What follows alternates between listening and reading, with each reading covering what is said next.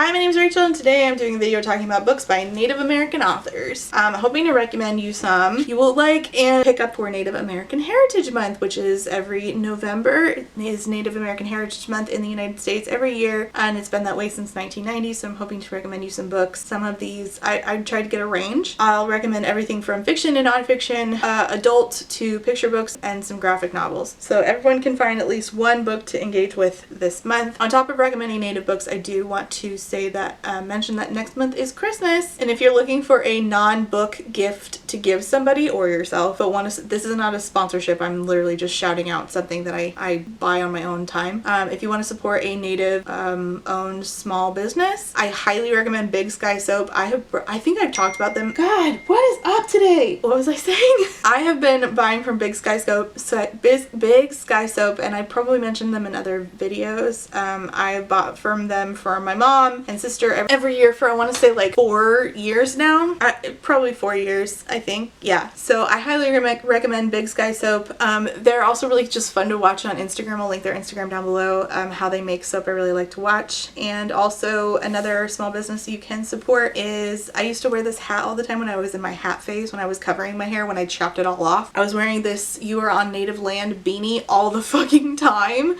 If you are interested in that, I will link that small business as well down below. Okay, starting this out with an absolute favorite, Firekeeper's Daughter by Angeline Boulet. I hope to someday get this signed and tell her how much I loved it. I have read this twice. It's an absolute powerhouse of a book. I know this cover screams fantasy, but it is not. It is a contemporary drama thriller coming of age story, but I think it's set in the 90s. The book follows Donis Fontaine, who is half native and half white, and she witnesses her friend's murder, her best friend, and becomes involved in an FBI investigation revolving around a new drug. This was really painful in parts and really beautiful in others. Donis feels very stuck between two cultures. Her dad was Ojibwe and her mom is white, and unfortunately her dad passed away when she was little, and she doesn't feel native enough and she doesn't feel white enough, and then she witnesses her best friend being murdered, and while still grieving this incredibly painful loss, which this talks a lot about the missing and murdered Indigenous women and girls and Two-Spirit persons, and how Indigenous women are subjected to so much violence, women and girls. After she witnesses her best friend being murdered, she gets asked by the FBI to be an informant, and she gets involved with these two guys. One of them is a young guy who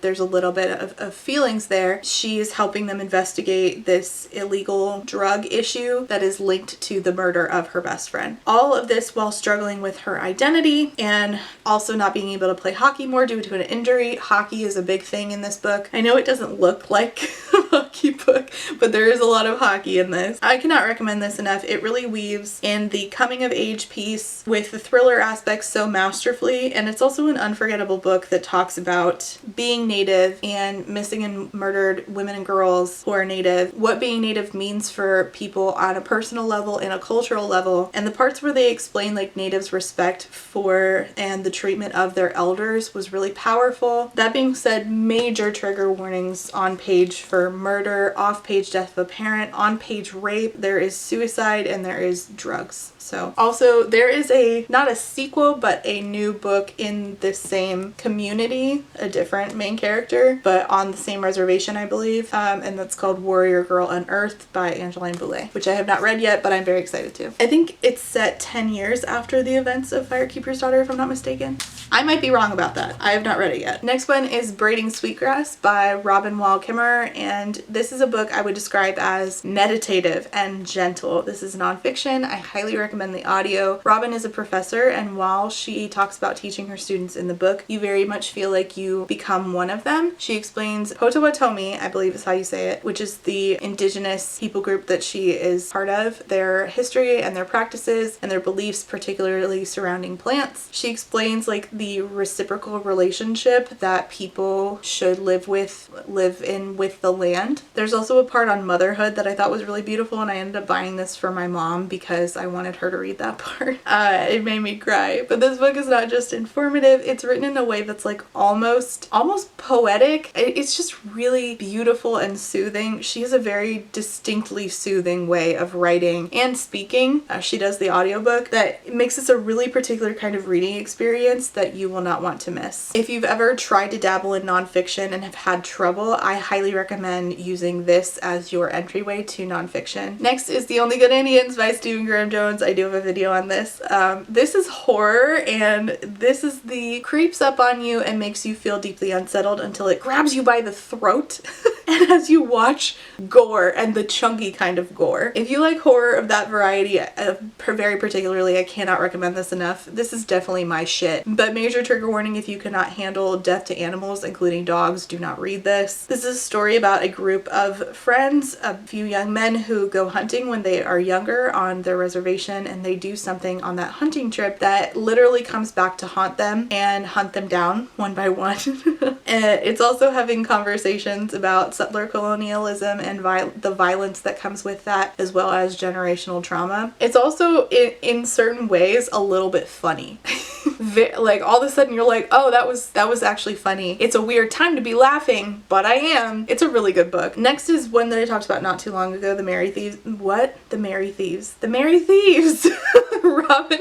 The Marrow Thieves by Sherry Dimeline. The Marrow Thieves by Sherry Dimeline is one of my favorites. This is a dystopian duology. The next book is Hunting by Stars. I love both equally. Both are 5 stars. It's set in North America, and the majority of folks in this dystopian version of our world have lost the ability to dream, except for native folks who are hunted down for their bone marrow and put in what are basically sort of like kind of some residential schools, but a lot of them are on the run, living in the woods, hiding in groups. I cannot recommend this enough for people who love The Walking Dead but hate zombies. There's no zombies, but it's very much like The Walking Dead. This is a beautifully written duology about, again, colonialism and generational trauma, but it really hones in on that one element in particular that's present in The Walking Dead that I found enjoyable, is watching the two sides of the coin, where it's like people's willingness to do unspeakable harm to each other, but also people's willingness to band together and become each other's family and support each other. It is heart-wrenching, but it is heartwarming. I think it's a very important book. Ooh, I have this one too. Alatsoe. Alatsoe is another one that I've talked about. Ooh, by Darcy Little Badger. This is set in a version of the United States similar to ours, but it's been shaped differently because magic exists in this version. There's monsters and there's legends, there's fairies, there's vampires, and our main character is Alatsoe, and she has the power to raise ghosts of dead animals, which is a skill passed down in her family, who are Lipan Apache, and her cousin was murdered, and she and her friend are trying to,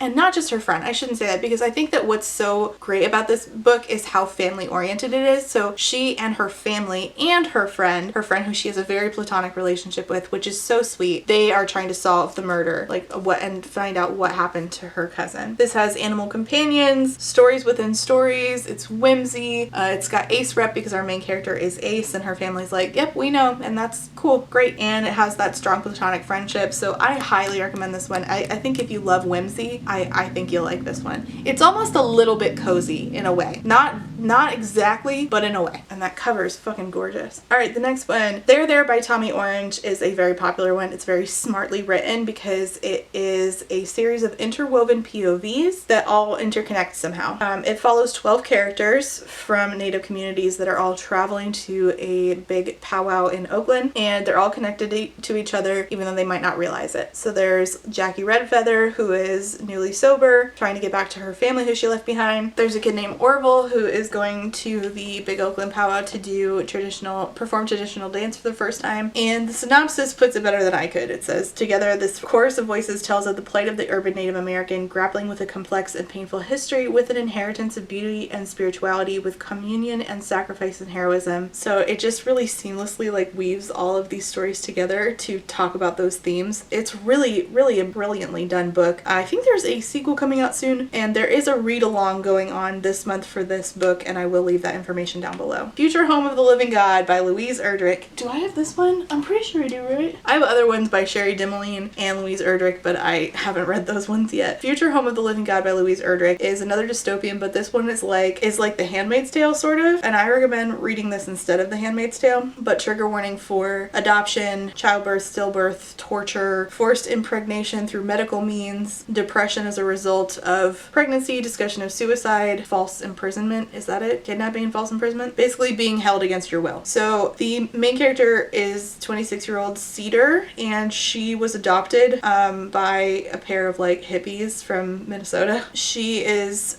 pregnant, and she is watching the world sort of like dissolve into this dystopian nightmare, and she is pregnant. And I already said that, didn't I? And she is wanting to tell her parents who adopted her, but first she wants to talk to her birth mother. So she goes and finds her birth mother, who is an Ojibwe woman, because she wants to understand where she came from, which is like really normal. I was not adopted, but my grandpa never knew his parents and grew up in the foster system. And it wasn't until after I had my first kid, I was looking at my kid and I was like, I want to trace the origins of exactly where this little person came from so that they know very much who they are. And that's when I went on this journey of doing genealogy to figure out who my grandparents' birth parents were, which was a very messy story. But I did find out everything that well, not everything. I found out who they were. I don't know how these two people ended up having a child together. They were not together. But I did find out, and then I found my grandpa's sister. So sorry, tangent. So Cedar is trying to figure out her origins, but as she's finding out her origins, society is crumbling because babies are being born going backwards in evolution, and the government is sort of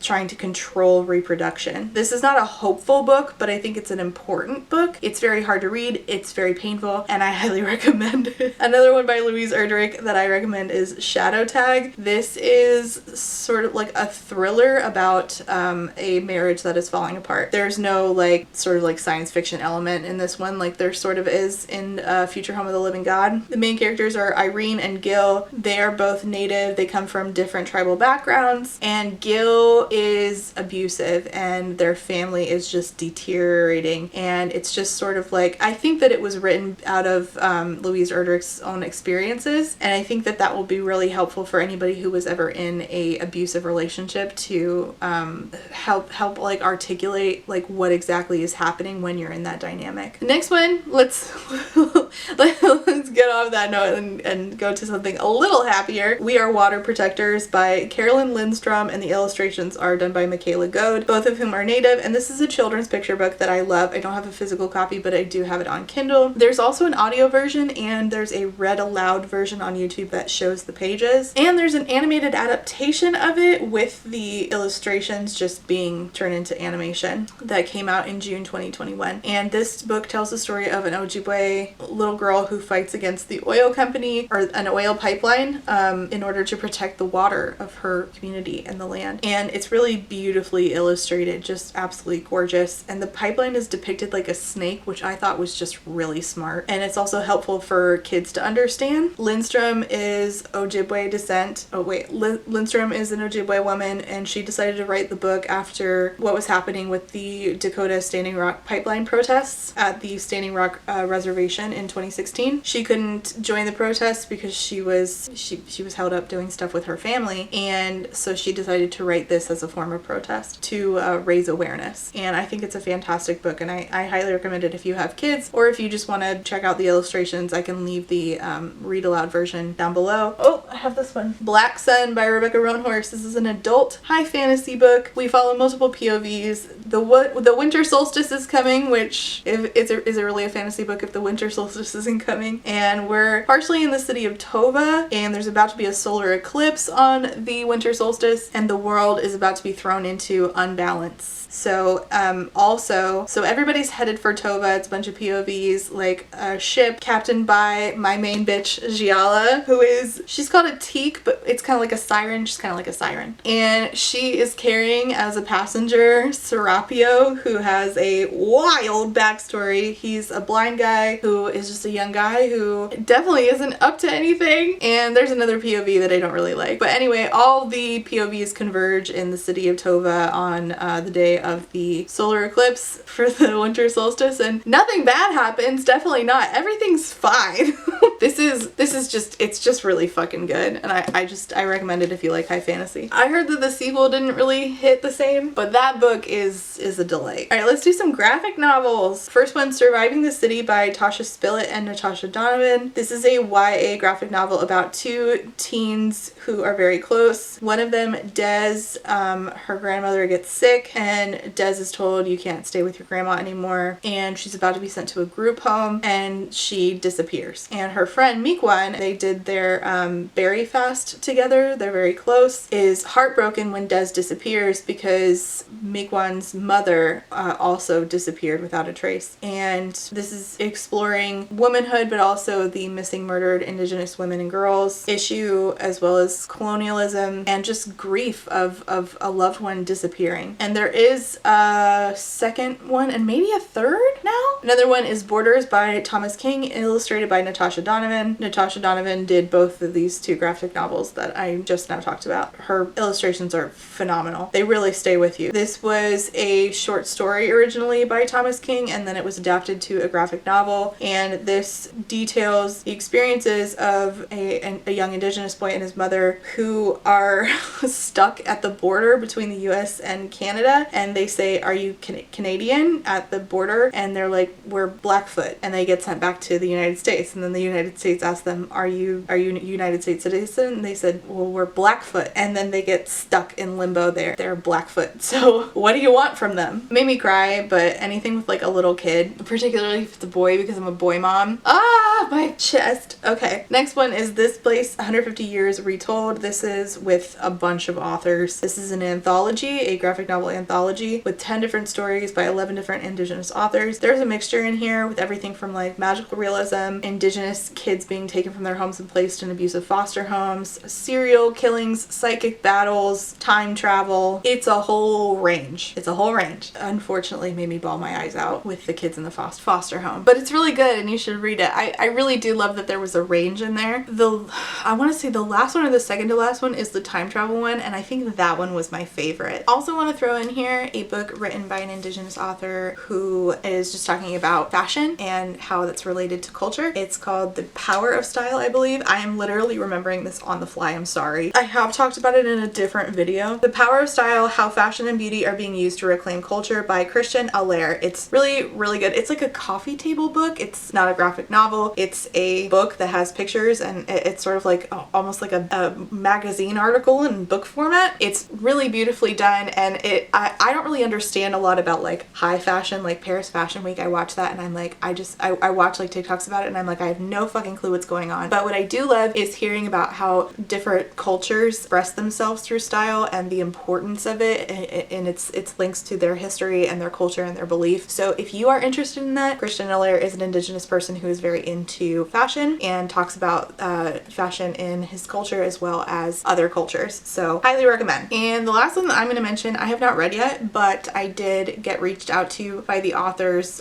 press team, I think, and they asked if I would like a physical copy, an advanced reader copy of it, and I said yes. I have not read it yet, but I thought that I would mention it here since I'm doing Indigenous book recs, and this is one coming out that is available to pre-order right now. It's coming out January 16th, and it's All I See Is Violence by Angie Alida Newell, and this is fiction, but it's based on real events. So it says the U.S. government stole the Black Hills from the Sioux as it stole land from every tribe across North America. Forcibly relocated American Indians were enslaved under strict land and resource regulations. Following the real-life historical events that this colonialism caused, such as the 1876 Battle of Little Bighorn, Indigenous author Angie Newell dives into the chaos that resulted from these events and the fallout modern Indigenous peoples still bear today. Based on a true story, it's the interwoven lives of a professor, a soldier, and a warrior from 3 different periods in time colliding, which sounds really fucking cool. So if you're interested, All I See Is Violence is available per pre-order. I've not read it yet, but I'm very excited that they're sending me a copy, and I appreciate them sending me a copy. Okay, that's it. Those are my recommendations. I hope that you will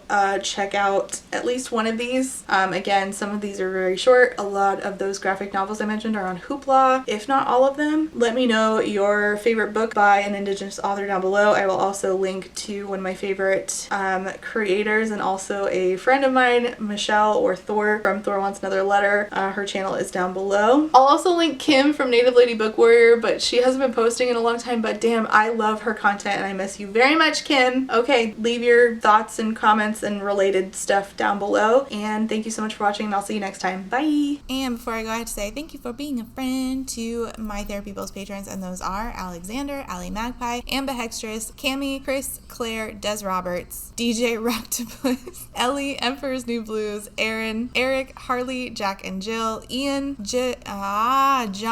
I almost said Jim. Why? Where's my brain? Kaleno K, Casey McKenzie, Kate W, Caitlin M, Lady Kittybug, Lex, Alice, Peggy Lou, Rain, Reese, SJ, Samar, Scarlett, Shiny, and SMK. Thank you all so much for being a friend. I appreciate y'all.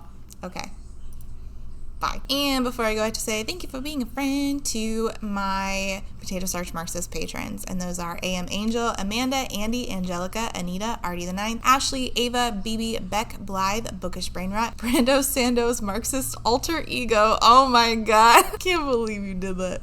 Bree, Caitlin, Cardinal Ginger, Carlin, Cassandra, Catherine, Kathy, Chris, CJ, Cole, Colleen, Corwin, Corey, Darren, Deborah, Dex, Diet Goth, Dorian, Ebby, Emily, Emily A, Emily L, Emma, Aaron, Ezra, Hannah C, Hannah T, Harpy Kuro, Haley, Ilianaka, India Inks, JM Tennant, Jay's on Olympus, JT, Jen Michelle, Jenny G, Jess B, Jessa Sue, Jillian, Jojo Bookus, Just Pugsley, Kaylee, Kat, Catherine, Katie, Katya, Kayala, Kendra, Kylie, Laughing Cat Dog, Lazarus Ray, Library of Scars, Lisa B, LP, Luciri, Lustful Octopus, Martin, Marcella, Marquita, Malara, MK Books, Molly, James, Nat, Natalie, Never, Nicole G, Nicole R, Nyan Binary, Paige P, Penny Chilling, Foxglove, Pixel Stars, Pure Raytheon, Rachel B, Rat Sarah, Reba, Rebecca, Ren, Robin, Rosie, Rowan, Other Rowan, Sequoia, Sadie, Samantha, Sarah C, Sarah H, Sarah the Bear,